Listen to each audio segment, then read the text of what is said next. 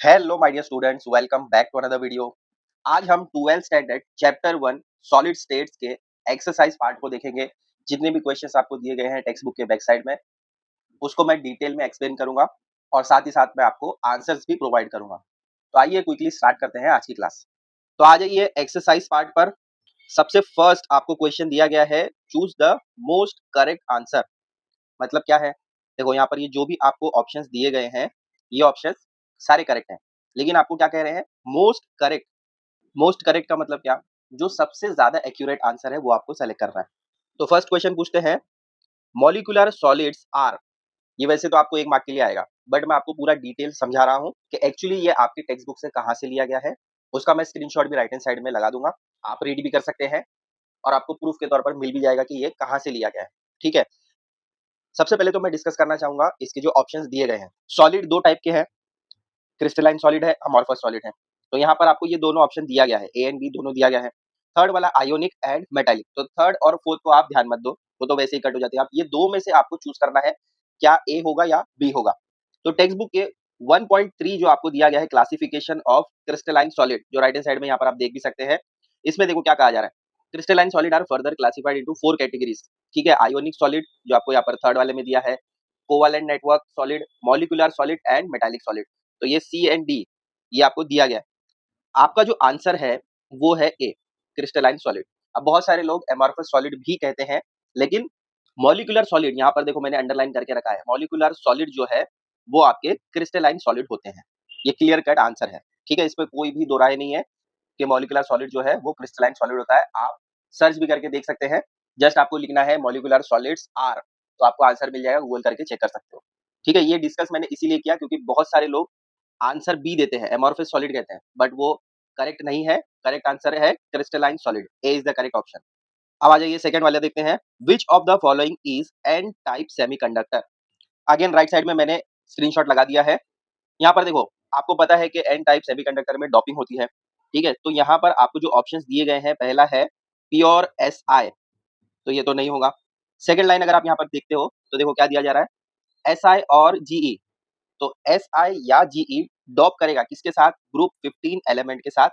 अब वो कोई भी हो सकता है, P, A S, S B और बी आई। तो यहाँ पर देखो, ये एस आई तो बता दिया, तो बी वाले ऑप्शन में क्या बताया जा रहा है, S I dope with A S. तो यहाँ पर देखो डोपिंग किसके साथ हो रही है, P, A S, S B और बी आई। तो यहाँ पर बी वाले ऑप्शन में आपको वो मिल रहा है ए एस। उसके अलावा यहाँ पर जी ए भी नहीं है और आई एन भी नहीं है।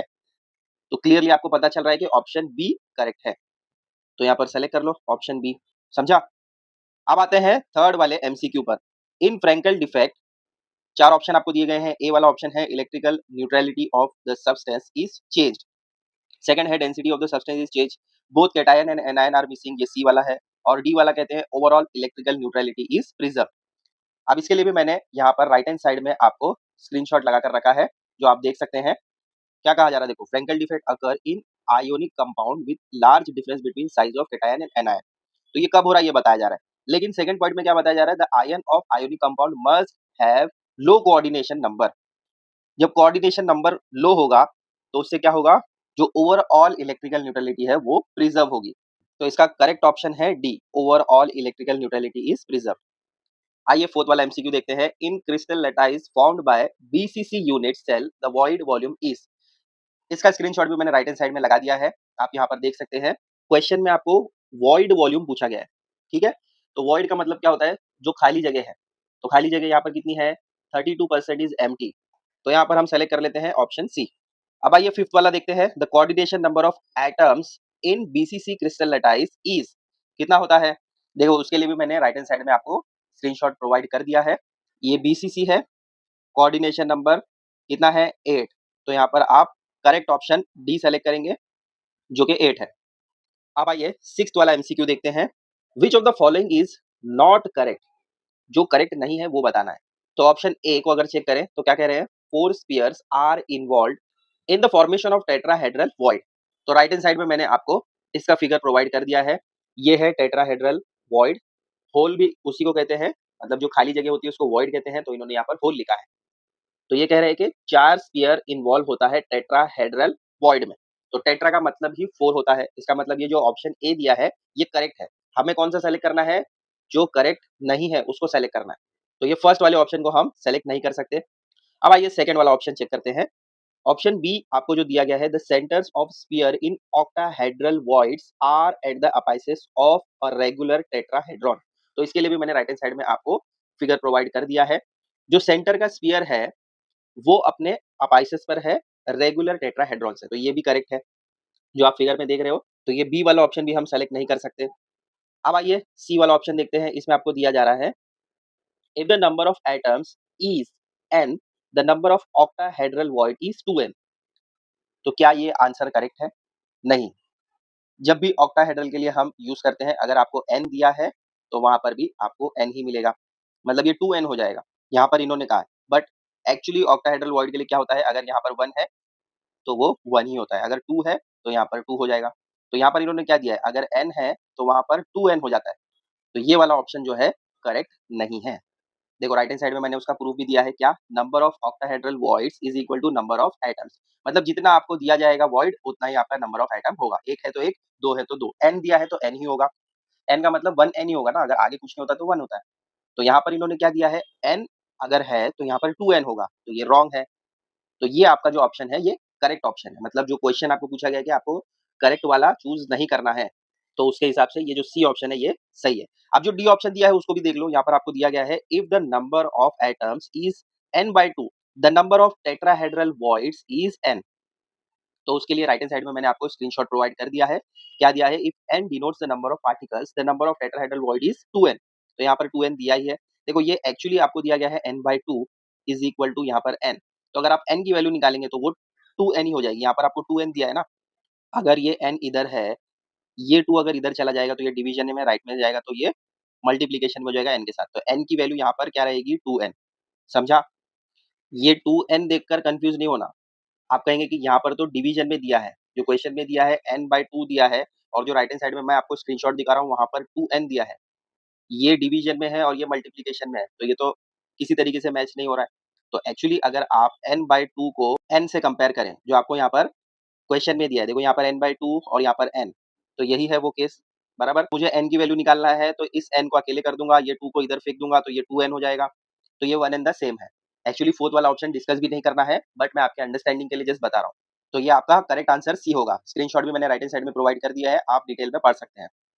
अब आते हैं सेवेंथ वाले पर। यहाँ पर आपको क्या पूछा जा रहा है, compound form H C structure, number of octahedral, दो चीजें पूछी है, number of octahedral and tetrahedral void in 0.5 mole of substance is respectively. अब चार ऑप्शन आपको दिए हैं, इसको सॉल्व करके चेक करना पड़ेगा क्योंकि ये न्यूमेरिकल है। तो अब एचसीपी स्ट्रक्चर आपको दिया गया है, उसमें आपको नंबर ऑफ ऑक्टाहेड्रल और टेट्राहेड्रल वॉइड फाइंड करना है, और 0.5 मोल ऑफ सब्सटेंस दिया गया है। सबसे पहले आपको ये याद रखना है कि जब भी मोल की बात होगी तो वहां पर एवोगाड्रो नंबर यूज होगा। एवोगाड्रो नंबर क्या है, 6.022 इंटू 10⁻23। ये हमेशा याद रखना है, जब भी मोल की बात होगी तो ये यूज होगा। पर मोल होगा तो डिनोमिनेटर में आ जाएगा वो। यहाँ पर नहीं दिया है, यहाँ पर सिर्फ आपको मोल दिया है। तो अब आइए देखते हैं इसको सॉल्व कैसे करना है। 0.5 मोल, तो 0.5 को आपको मल्टीप्लाई करना पड़ेगा 6.022 इंटू 10⁻23 से। अब मल्टीप्लाई करो इसको, 5 2 जा 10, 5 2 जा 10, 11। तो यहाँ पर 1 आ जाएगा, यहाँ पर 1, 5 0 जा 0, 0 प्लस 1, यहाँ पर 1, 5 6 जा 30। ठीक है, बाकी के सब तो 0 0 आ जाएंगे, 0 0 0 0। ठीक है, अब प्लस करोगे तो यहाँ पर 0, यहाँ पर 1 1 0 3।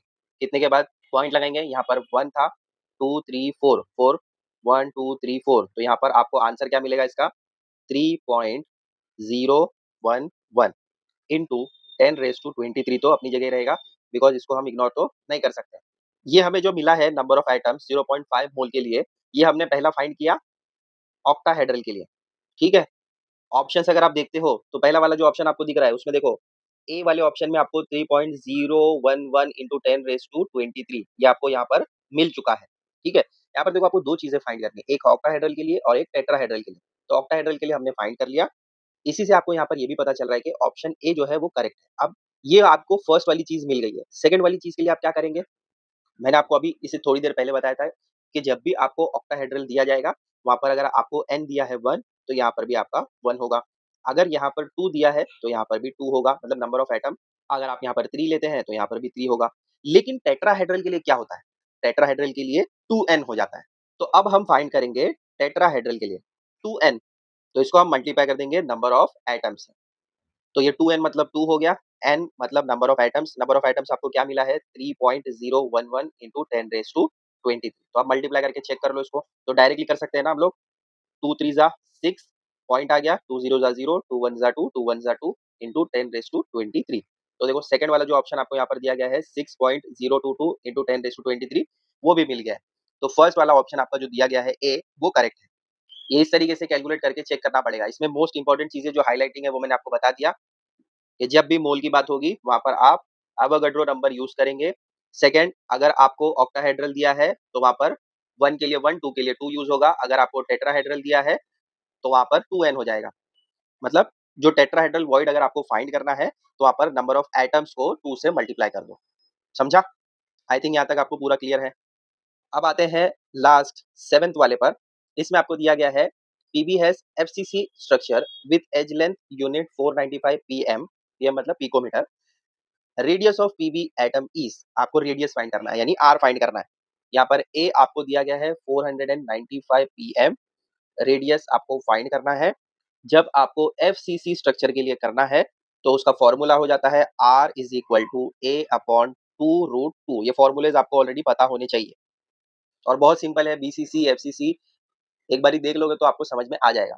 तो ए का वैल्यू यहाँ पर आपको दिया गया है 495, 2 को हम वैसे ही रखेंगे और √2 का वैल्यू क्या होता है 1.41 बराबर। तो यहाँ पर अप साइड में आपको मिल रहा है 495 और डिनोमिनेटर में जब आप 2 को 1.41 से मल्टीप्लाई करेंगे तो क्या मिलेगा, देखो 2 1 ज़ा 2, 2 4 ज़ा 8 और यहाँ पर 2 1 ज़ा 2, पॉइंट जहाँ पर है वहीं पर रहने दो। तो ये इस तरीके से आपको कैलकुलेट करके चेक करना है। ये सिर्फ मल्टीप्लीकेशन और डिवीजन है। मेन चीज मैंने आपको बता दी, फॉर्मूला आपको अप्लाई करना है। ए का वैल्यू आपको दिया गया है 2√2, कैसे आएगा 2 अपनी जगह ही है, √2 का वैल्यू आपको 1.41 दिया है, उन दोनों को मल्टीप्लाई करोगे तो 2.82 आएगा। अब आपको 495 को 2.82 से डिवाइड करके चेक करना है तो आपको आंसर क्लियरली मिल जाएगा 175 पिकोमीटर। ठीक है।